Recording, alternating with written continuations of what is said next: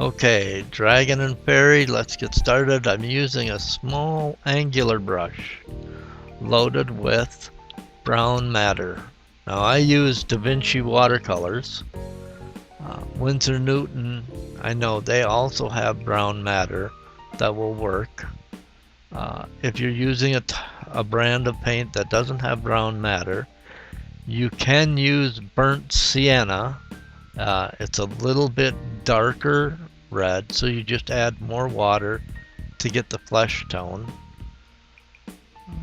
I start with the legs and then I work down to the feet.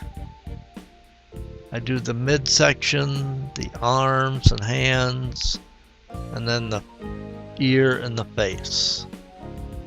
I do that because we have areas that have to be painted another color for her outfit and her guards protection, the shin guard and the arm guard.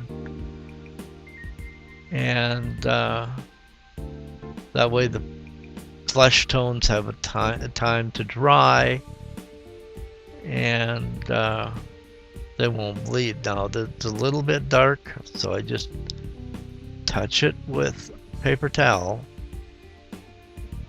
to lift out some of the color. And that's the nice thing about watercolor. If it's a little bit too dark, you can just lightly tap it with a paper towel to lift it out while it's still wet.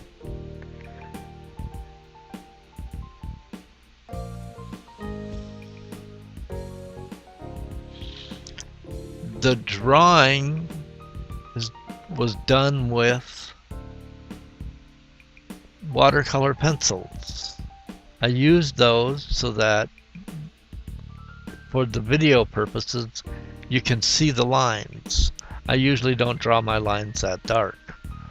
And I used watercolor pencils because then I don't have to erase the lines.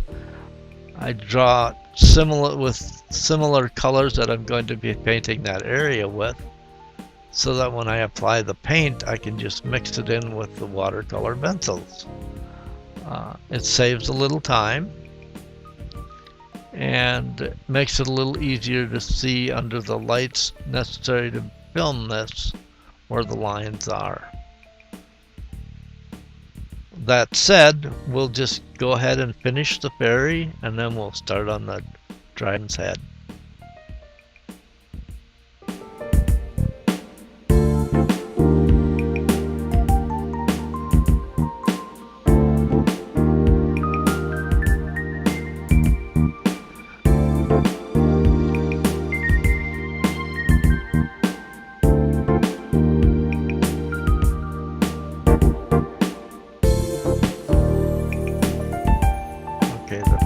Complete, so now we'll start on the dragon's head. With the dragon's head we'll be using burnt umber with a little bit of indigo, and we'll mixing various amounts of the two so that we can get a variation of color to help create a little more texture on the dragon's head. So now I'm using a little bit too small of a brush for what I want to do there.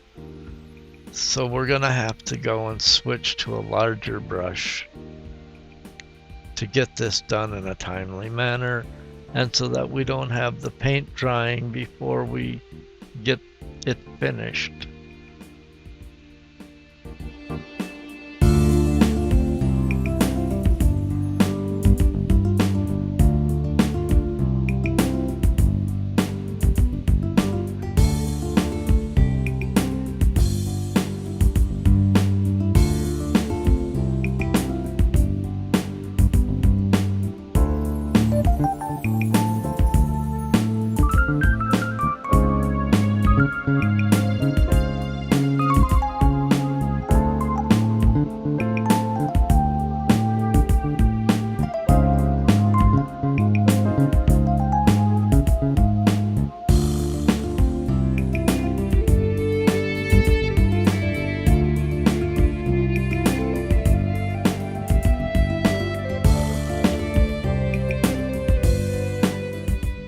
Now you'll notice that I'm following the contours of the head, and I'm going around the eye. We'll be painting the eye later, and we'll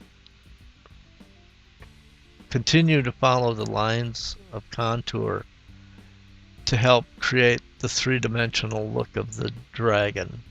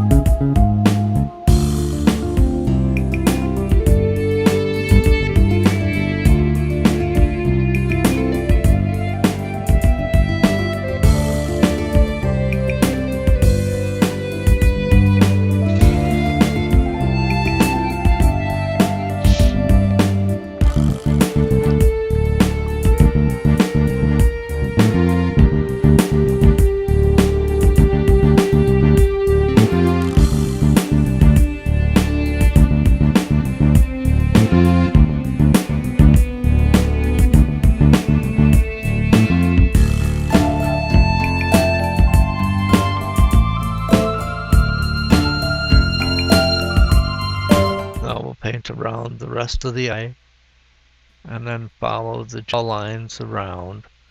And when we get to the jaw lines, we will be leaving the teeth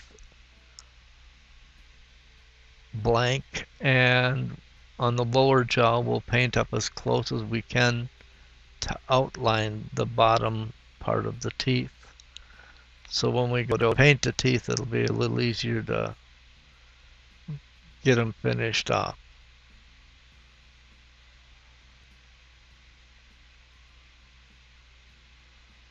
So with that, we'll just continue with the painting of the dragon's head.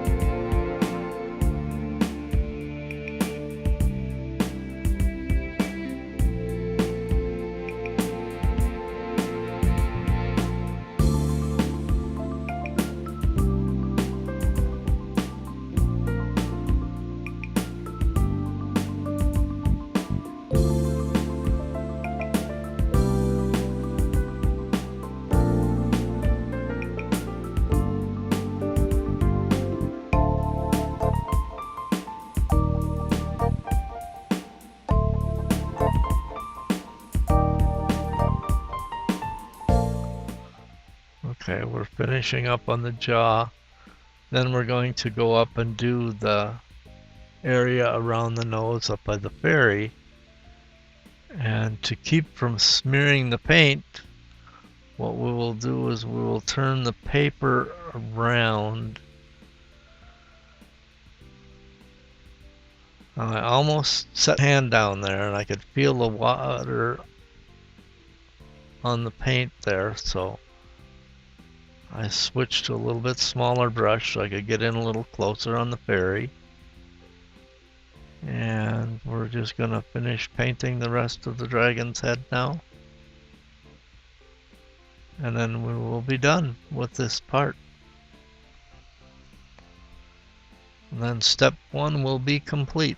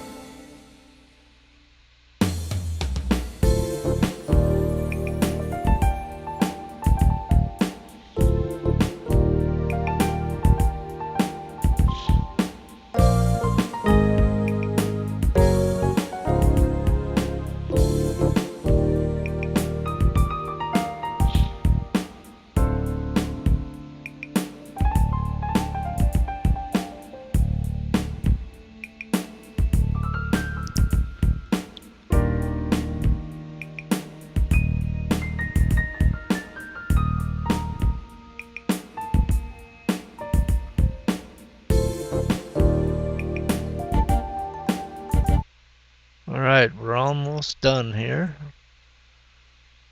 I'll turn it a little bit so we can get a little bit closer to the arm. And then finish up.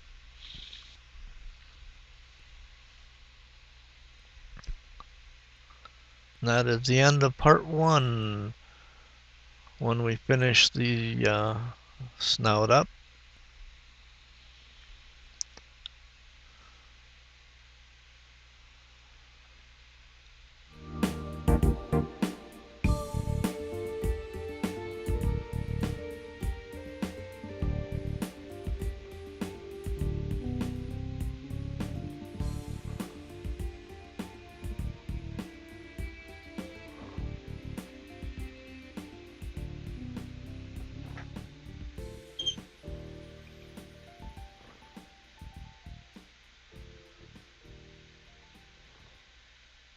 Okay, part 1 is complete.